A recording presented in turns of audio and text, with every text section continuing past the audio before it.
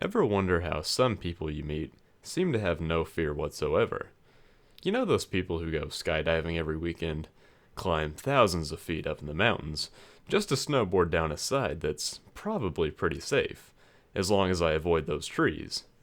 People who marathon watch the scariest movies you've ever seen, and don't even blink before falling asleep. Well, if you envy them, there's a way to conquer your own fear. You'll just have to pay for the consequences. Get on any passenger bus that travels a long distance. Greyhound is usually a good pick. Anything that's on the road for longer than 24 hours.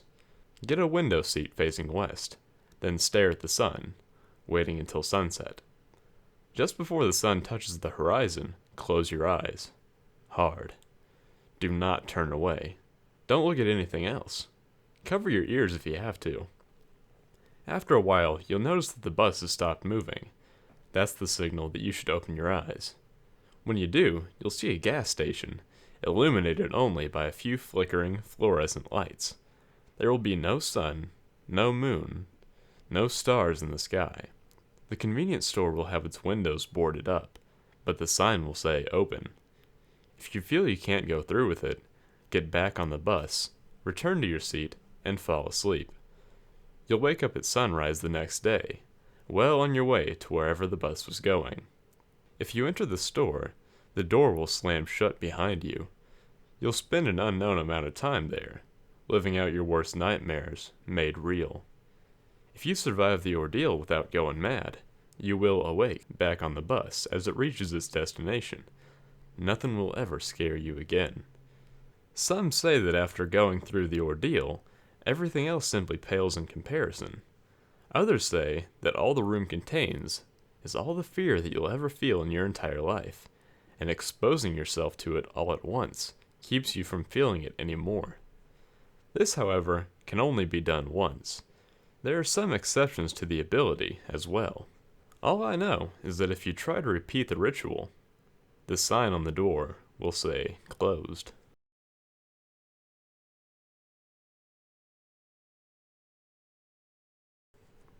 The following is something I made up, but by reading this, you have made it real. It is best to prepare beforehand, so that everything can be on time. Timing is very important in this game. You'll need a dark room, with or without windows. Windows if you want safety. If you have windows, there must be curtains or sheets on them. No light can be seen. There may be furniture in the room, but not much. The floor should be clean. I don't recommend having anything hanging on the walls. They might fall down depending on how the game goes. There should be a same sort of seating arrangement for at least 3 people, or no more than 5. This includes a circle of chairs, or a couch or a love seat. I recommend the chairs if you do not wish to share a seat. The room is ready. I recommend memorizing the way to your seat. You will not want to bump into anything on your way there. I also recommend having your game room on the same floor as your bedroom. Go to bed at 8 that night. You will want sleep. It is imperative that you sleep for a duration of time, no matter how short. Leave your room at 11:50. Put a blindfold on your eyes before you leave. Walk to your seat. Do not be alarmed. Nobody will block you. Sit in your chair. When you feel that 10 minutes has passed, you will know because it will have felt like 20. Invite them in. If it happens that you do not want to go through with the game, then go back to your bed without taking off the blindfold. If you wait longer than 10 minutes, they will be offended and enter anyway. Do not let them enter on their own accord. If you take off your blindfold, it is a signal of fear. They like your fear. You do not want them to like your fear.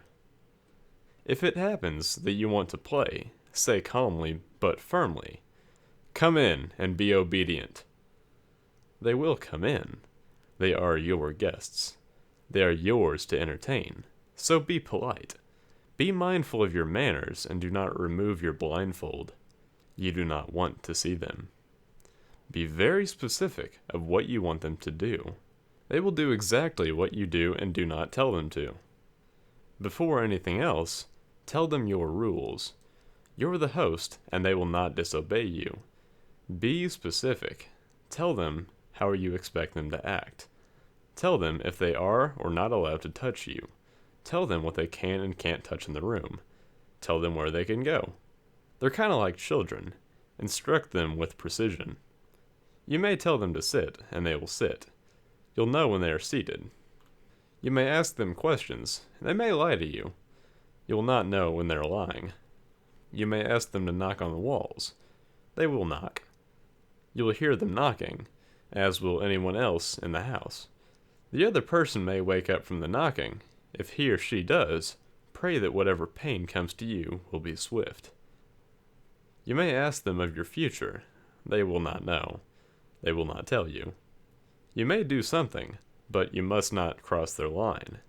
You will know when you are crossing their lines.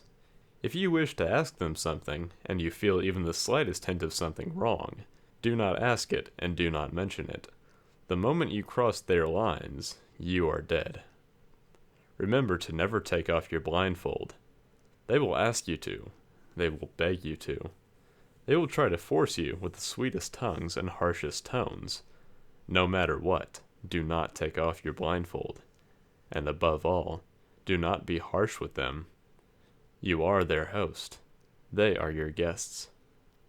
You must never be unkindly to them. They will see it as a threat and take care of you as seen fit. When you're done with them, tell them to leave and not return unless you invite them to do so. Tell them that you enjoyed their time. They will love your flattery, and you will know when they are gone. Do not take off the blindfold. When they are gone, walk back to your room and go to bed. Do not take off your blindfold. Sleep. You will dream of nothing bad. You may take off your blindfold when you wake, so long as it is daylight. For the rest of your life they will always follow you, but they will never be in plain sight, and will never be there when you look at them. They will always want another chance to meet you. Do not exceed 3 meetings. After the 3rd meeting, they may invite you. You cannot decline their invitation.